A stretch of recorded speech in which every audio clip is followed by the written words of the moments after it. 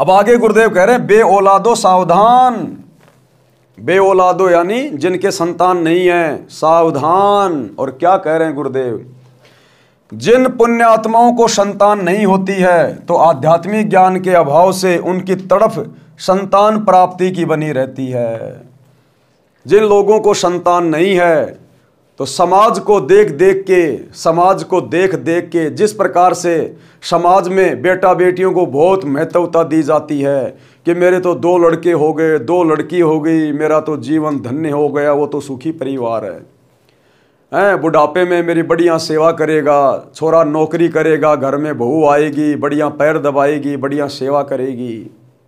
तो इस प्रकार की सामाजिक बातें सुन सुन के जिनके संतान नहीं है उनको मन में ये होता है कि हे भगवान हमारी भी एक बच्चा हो जाए, हे भगवान हमारी भी एक बच्चा हो जाए। उनको वो तड़फ बनी रहती है।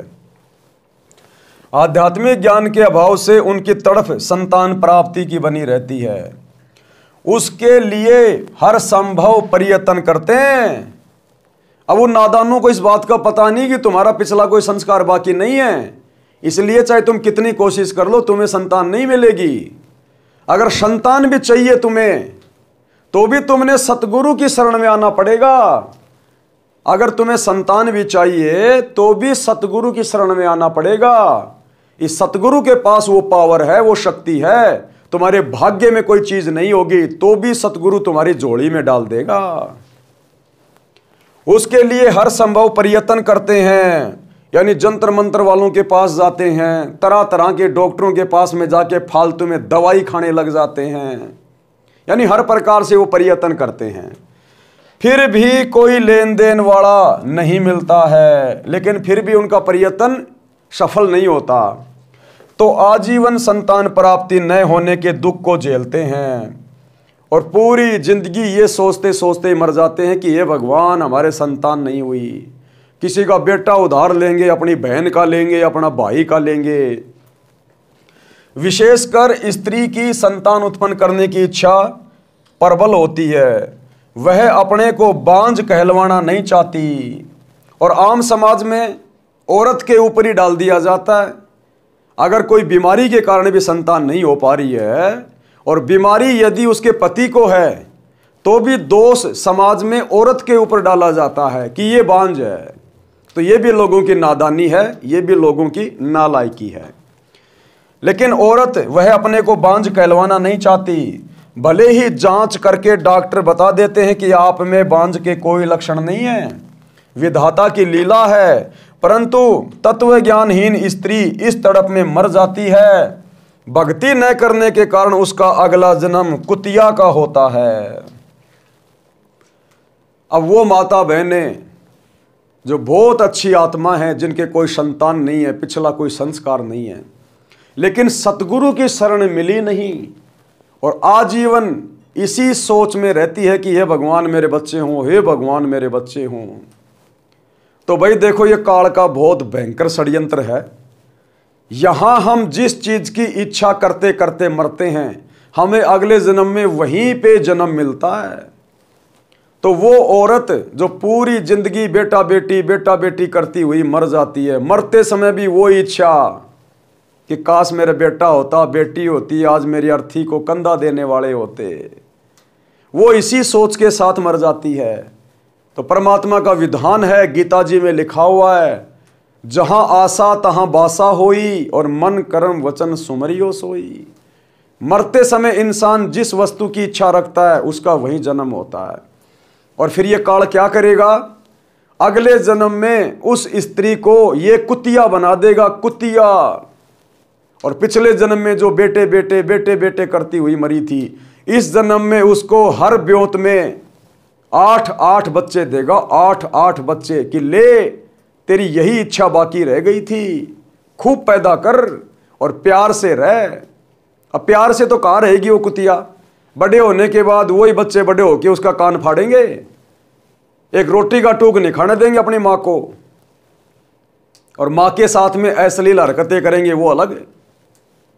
अब उस नादान स्त्री ने बिना आध्यात्मिक ज्ञान के, बिना सच्चे सतगुरु की खोज करके, भक्ति करके, और उसने ये आफत मोल ले ली। उसने, परमात्मा ने कितना अच्छा उसको जीवन दिया था, स्त्री का जीवन दिया था, पुरुष का जीवन दिया था, लेकिन संतान ना होने के कारण सारी जिंदगी संतान संतान करती रही और अपने उस मनुष्य जन्म को बिना भक्ति के बर्बाद कर गई संतान की उम्मीद में। अगले जन्म में काल ने उसको कुतिया बना दिया। अब 8 पैदा कर रही है, अपनी इच्छा पूरी कर रही है। और जब वो कुतिया का शरीर छूटेगा, क्योंकि 84 तो भोगनी पड़ेगी, बिना सतगुरु की भक्ति शुरू किए इंसान 84 में जाएगा ही जाएगा, चाहे देश का राजा हो चाहे भिखारी हो। जब वो कुतिया का शरीर छूटेगा, फिर ये काल उसको सूरी का जन्म देगा। सूरी का, कुतिया के जन्म में तो 8 पैदा कर रही थी, अब वो 12 पैदा करेगी, 12, क्योंकि उसकी वही इच्छा थी मरते समय। इसलिए भाई और बहनों, इस आध्यात्मिक ज्ञान से परिचित होना बहुत लाजमी है, बहुत जरूरी है। हमें 84 लाख योनियों से भिन्न परमात्मा ने यह मनुष्य देह प्रदान की है। मानव जन्म दुर्लभ है, ये मिले न बारंबार। जैसे पेड़ से पत्ता टूट जाए वापस नहीं लगता डार, ये इतना अनमोल है। फिर 84 लाख योनियां भोगने के बाद परमात्मा देता है, और देता केवल अपनी भक्ति करवाने के लिए, क्योंकि भक्ति हम केवल मनुष्य शरीर में कर सकते हैं, स्त्री का हो या पुरुष का। आज हमें पता है क्या भगवान है, क्या भक्ति है, गधे कुत्तों को नहीं पता क्या भगवान है, क्या भक्ति है। इसलिए इस मनुष्य शरीर की प्राप्ति के प्रयोजन को हमने संतों के सत्संगों को सुनकर समझना चाहिए। और सच्चा संत, सच्चा गुरु इस पूरी पृथ्वी पर वर्तमान में केवल एक ही है, जो आपके जन्म मरण के रोग को समाप्त कर सकता है, जिसके पास में पूर्ण आध्यात्मिक पावर है, सत भक्ति है, और जो हमें मोक्ष दिलवा सकता है, 84 लाख योनियों के कष्ट से बचा सकता है। केवल एक ही महापुरुष है, सतगुरु रामपाल जी। तो जेब से मोबाइल निकालिए और सतगुरु रामपाल जी के सत्संग सुनना शुरू कीजिए। तो फिर उन बेऔलादों के साथ में क्या बनती है? जो औरत केवल संतान की तड़फ में ही मर जाती है। भक्ति न करने के कारण उसका अगला जन्म कुतिया का होता है।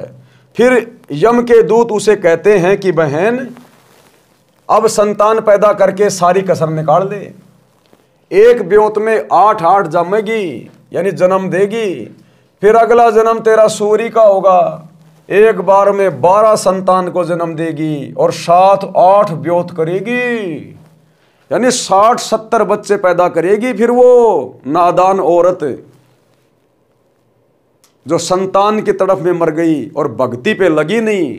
हाँ, यदि वो भक्ति पे लग जाती, अगर वो निसंतान स्त्री या पुरुष यदि वो भक्ति पे लग जाते, कौन सी भक्ति पे? सतगुरु की सच्ची भक्ति पे। नकली आचार्य शंकराचार्यों की भक्ति से ये रोग नहीं कटेगा। यदि वो सच्चे सतगुरु की भक्ति पे लग जाती, जिसके संतान नहीं थी, स्त्री या पुरुष, तो परमात्मा उसके मन की बात को जान के उसको संतान भी देता और अपनी तरफ से देता। अच्छी आत्मा उसके घर में भेजता जो कभी भी उसको दुख नहीं देती, और वो फिर भक्ति करके अपना जीवन भी सफल करती। लेकिन एक सच्चे सतगुरु की भक्ति ना करके, और कितनी बड़ी उसने आफत मोल ले ली। अगले जन्म में फिर कुतिया बनी, सुअरी बनी, और 8-8 बच्चे, 12-12 बच्चे फिर वो पैदा कर रही है, और कितना दुख उठा रही है। अब बताओ, संतान उसको क्या सुख दे रही है? अब उस कुतिया को वो संतान क्या सुख देगी? अगर कोई रोटी का टूक डालेगा, वो बच्चे बड़े होने के बाद अपनी माँ को भी नहीं खाने देंगे, तुरंत जाप के लपक लेंगे। और ज़्यादा नखरे करेगी तो कान के यहाँ से बटका भरेंगे, फाड़ देंगे, और बरसात के समय में कीड़े पड़ेंगे उस माँ के, कीड़े भुगत भुगत के मरेगी।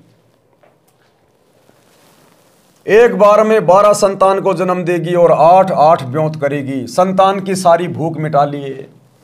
हे पुण्यात्माओं, गुरुदेव भगवान समझा रहे हैं हम सबको, क्योंकि हम सब इन्हीं के बच्चे हैं। हमें भले ही आध्यात्मिक ज्ञान के कारण ये बातें समझ में नहीं आ रही हों, हम सब एक ही परमात्मा के बच्चे हैं।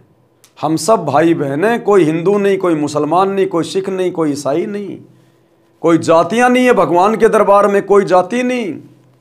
अरे क्या आपने सुना है देवी देवताओं का कोई धर्म है कि भाई जो इंद्र है वो तो मुसलमान है, या जो अन्य देवता हैं कोई जैनी है, कोई बौद्ध है? सुना आपने कभी? जब ऊपर कोई धर्म नहीं, कोई जाति नहीं, कोई मजहब नहीं, तो उनसे ऊपर जो परमात्मा का लोक है, सतलोक, जहां से हम आए हैं, उसके दरबार में कोई धर्म और जाति नहीं है। ये तो इस पृथ्वी लोक पर आज आप और हमें जो मनुष्य जन्म मिला है, इस काल को पता है कि मनुष्य जन्म में ये परमात्मा प्राप्त कर सकते हैं, मेरे जाल से छूट के बाहर निकल सकते हैं। इसलिए उसने हमारा ध्यान भटकाने के लिए, हमें आपस में लड़ाई रखने के लिए, कि भगवान की भक्ति गई भाड़ में, इनके आपस के लड़ाई झगड़े पूरे नहीं होंगे, हमें आपस में धर्मों में बांट दिया, जातियों में बांट दिया, तरह तरह की सेनाएं बना दी, एक दूसरे के दुश्मन बना दिए। कोई राजपूत सेना बना दी, कोई मीणा टाइगर सेना बना दी हैं, कोई क्या सेना बना दी, कोई बजरंग दल बना दिया, कोई विश्व हिंदू परिषद बना दी, कोई वक्फ बोर्ड बना दिया। ये दुनिया भर के जो ये जाल हैं, ये इस काल के द्वारा फैलाए गए हैं, आप और हमें यहाँ पर आपस में लड़ाई रखने के लिए, ताकि हम सच्चे सतगुरु के विषय में ना सोच लें, हम संतों के सत्संग सुनने के विषय में ना सोच लें। और यदि कभी कभार ऐसी मन में प्रेरणा भी उठती है तो हम उन नकली संतों के सत्संगों में जा बैठते हैं जो खुद काल की गोद में बैठे हुए हैं। तो भाई और बहनों, सच्चे सतगुरु की शरण में आने से हमारी ये बात बनेगी। हे पुण्यात्माओं, पाठक भाइयों बहनों, अध्यात्म ज्ञान को समझो, यानी भक्ति मार्ग को पहले अच्छे से समझो, अपने शास्त्रों को समझो। ये चारों वेद क्या कह रहे हैं, गीता जी क्या कह रही है, 18 पुराण क्या कह रहे हैं, इस भक्ति मार्ग को समझो। मानव जीवन को सफल बनाओ, जीने की राह समझो कि तुम्हें मनुष्य जन्म क्यों मिला है। क्या एकमात्र तुम्हारा काम यही था? पैदा हुए, बड़े हुए, स्कूल गए ना गए, नौकरी लगे ना लगे, उसके बाद में शादी करवा ली, फिर बच्चे पैदा करने में लग गए, फिर बच्चों के संस्कार पूरे करने में लग गए, और अंत में फिर मर गए। तो ये काम तो जानवर भी कर रहे हैं, ये काम तो पशु पक्षी भी कर रहे हैं, वो भी बच्चे पैदा करते हैं, वो भी अपने बच्चों का पालन पोषण करते हैं। उनके बच्चों को कोई छेड़ दे तो किस तरह से काटने के लिए दौड़ते हैं। मोह ममता तो पशु पक्षियों में भी होती है। एक चिड़िया बाद में भोजन करेगी, पहले अपने मुख से निकाल के अपने बच्चे को खिलाएगी, और अंत में वो भी मर जाते हैं। तो अगर इसी प्रकार से हमने भी मरना है तो भला उन जानवरों में और हम इंसानों में क्या अंतर है? फिर क्यों हमने ये मनुष्य जन्म स्त्री या पुरुष का प्राप्त किया? ये जन्म हमने परमात्मा को पहचान कर उसकी भक्ति पे लगकर मोक्ष प्राप्त करने के लिए मिला है। तो ये है हमारी वास्तव में जीने की राह, और ये जीने की राह वही आकर बताता है जिसने हमें ये जीवन दिया है। तो सतगुरु आज धरती पर प्रकट हैं, आए हुए हैं। ज्ञान से ही ज्ञान होगा। एक बार सत्संग सुनना शुरू करें।